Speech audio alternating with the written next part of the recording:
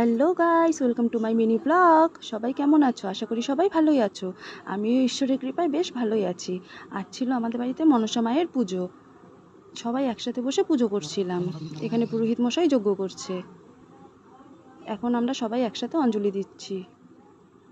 আমার শাশুড়ি মা বসে এখানে মনসা মায়ের কথা পাঠ করছিল। পুজো শেষে এখন নাগের দুধকলা ভাসানোর জন্য সবাই মিলে যাচ্ছি। আমাদের বাড়ির পাশে একটি ছোট্ট পুকুর আছে, সেখানে গিয়ে আমরা নাগের দুধকলা ভাসাবো।